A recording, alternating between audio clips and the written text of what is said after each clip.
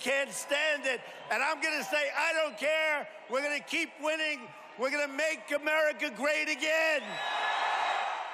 Donald Trump trampled his opponents in New Hampshire. He just triumphed in South Carolina. Pundits, critics, and skeptics have scanned the political highway for his off-ramp. Instead, he races ahead of the pack for the U.S. Republican presidential nomination. Paul Hunter followed Trump's trail to South Carolina and found the people who may be turning his campaign from unthinkable to unstoppable, bona fide members of Trump Nation.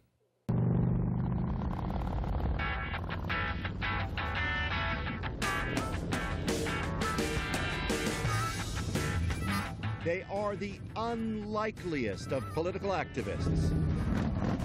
Proud, loud, and determined to help elect a president, the only president they believe can change their country. They are bikers for Trump. Donald Trump.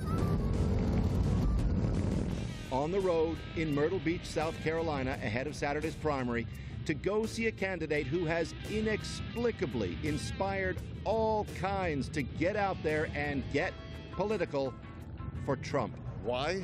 Listen, we're done with these lying politicians. Promise, promise, promise, promise. You never get.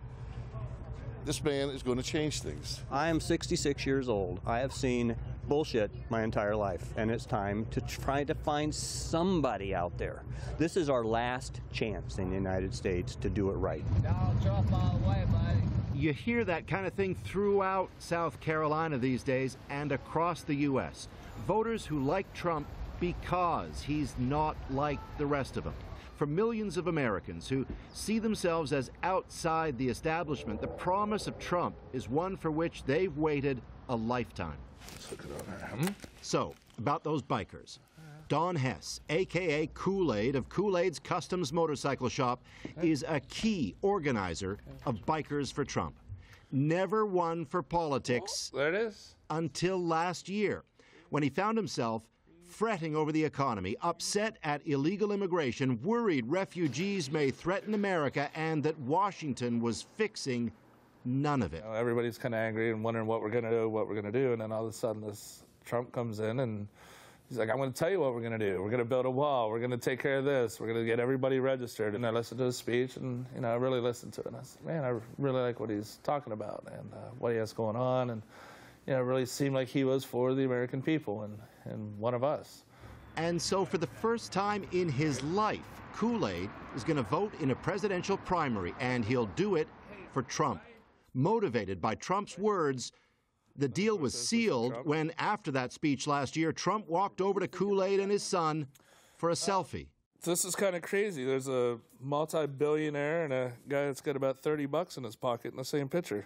And at one time, for a brief moment, we were on the same level. And you walked away thinking he's your guy. Yep. Kool-Aid's bike shop now makes other custom T-shirts to boot. Yup, that's a Trump tie. That is awesome. I love it. Trump's political success lies in inspiring outsiders like Kool-Aid to join in. He now rallies others to the cause and has become an activist. Ink, beard, bikes, and all. And we'll do whatever it takes to make sure he's in here. Either, join us or sit on the sidelines and watch our country go to shit. Sorry about that, but I mean, that's it. He's a river, he's a rock, he's everything. Now jump way over to the other side of South Carolina, a state rich in imagery of another time in America. See, the world ain't got it. The world ain't got it. Where even in deeply Christian conservative Greenville, there are countless now carrying fresh symbols of what may be to come. Here, too, the Trump phenomenon flourishes. But equally, it has people worried. What if he actually wins? Now guess what? Everybody praise that night. Good morning. It's 7:05. Good to have you with us on Christian Talk 660. Christian Worldview Today is coming your way. Early morning in suburban Greenville. New CNN poll of South Carolina shows Donald Trump with an It says a broad lead. If this polling data is correct, it's going to be, I don't see Trump not winning South Carolina. Up and at him first thing on Christian Talk Radio, host Tony Beam, a Trump opponent, spars with regular listener and Trump supporter Barry Chisholm. Our good friend Barry. Good morning, Barry. How are you doing? Good, Tony. How you doing? The hot topic? What do you think? Trump. And in this campaign, for whatever reason, Barry, it has brought out emotions and feelings and responses that I think normally people would not allow to get loose. People do personal attacks on him, that's fine. Yeah. But I don't hear too many attacks on his agenda. I happen to agree with his agenda. And I'm at the point, you know what? Yeah. This is a guy that doesn't have any puppet masters. He's vulgar. He's whatever. I'm ready for a dose of common sense. Well, let me ask you. Okay, but Barry. How does Tony explain the rise of Trump? One of the things I say about Trump on the show is that he is a mirror of whoever he's speaking to at the moment. He reflects that person back to themselves, and he does that better than anybody I've ever seen. Even if Trump gives few specifics on how he'd actually do what he promises, says Tony, it acts to reinforce that voter anger. In a sense, they throw in the towel and just want chaos, blow the whole place up. The how and the why cause their eyes to glaze over.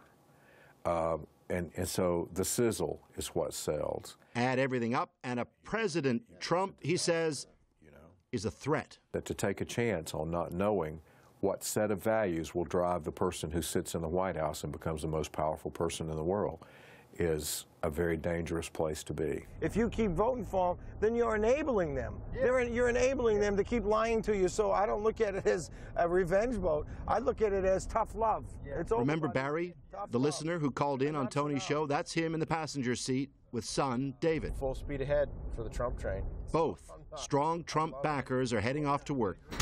All right, let's see what they got done today. They sell insurance and manage properties in Greenville and, you guessed it, are sick and tired of the same old in faraway Washington. I like to say I'm fed up, okay? I don't know if that sounds better than being angry, because I'm really, I love America. I have hope for America. I'm fed up. As Barry sees it, those who dismiss Trump as vulgar, ill-prepared, or unsuitable for the White House miss the whole point of Trump's appeal. There's no perfect candidate. Okay, there's no perfect candidate. And so, yeah, it's some of the baggage that Trump has, where you wish he wouldn't say it, but that goes back to the fact that he's not a politician. And some of the things that people say, he disparages women or whatever, he's an equal opportunity basher. He says stuff about men just like he does about women. That's not my cup of tea. But the thing is, he's not changing just because he's not morphing into something he's not, which politicians do, by the way. They fake it, and they'll be anything you want him to be. I'd rather have a guy that swears and does the right thing than have a guy that talks polite in front of the camera and then backstabs the country at every turn. The head of the pack makes it through the light. The pack makes it through the light. Don't get split up. Stop. Keep it going. Back at Kool-Aid's bike shop, it's the day before the South Carolina primary. And they're getting set for that ride. These bikers are as authentic as it comes. Engaged voters who represent a new political force in America, one that old-school politicians can ignore at their peril. They ride for a candidate who speaks to an America that believes it has gone unheard until now. Yeah! Woo! Oh, yeah! Gathering eventually at the local Trump headquarters, hoping for another glimpse of their guy. And as ever, Trump, when he arrives for meetings, does not disappoint. Thank you. You got to vote tomorrow, everybody. Right. You're in. You're in. Make America great again. Amen. Trump. The bikers, man. Amen. Leaving the bikers, already impressed, pumped, and ready for more. Build that wall! That wall! Build that wall! Build that wall! You think I'm kidding? No, we don't. No, you're not. That's why we're here. And keep in mind that for all the bikers in Myrtle Beach and beyond, they are far from alone. At a Trump rally on that last day before the primary, the bikers turn out, and so does a mega crowd. Who cares what the world thinks? They stand together for their new America. Though for Trump's detractors, it all brings a kind of unease. Because when has anybody made a really good decision that they made in anger? That's what I think. But for his supporters, it's an ever more certain sense their time has finally come. But Donald Trump is not an ideologue, which is not a bad thing in my opinion, because I don't need a conservative to go to Washington to fix it. We've been there and tried that, and they've done nothing. So I just need someone who's got common sense and a backbone. It's not wrong to stand up for what you believe in. It's good to have a voice. He's our voice. And as soon as I listen to him and realize, you know, I think he's a good spokesman for us. I think he's going to get us right. I said, well, let's go with him. I'm going. Engaged, energized, and riding with Donald Trump, they hope, to the White House. Paul Hunter, CBC News, Myrtle Beach, South Carolina.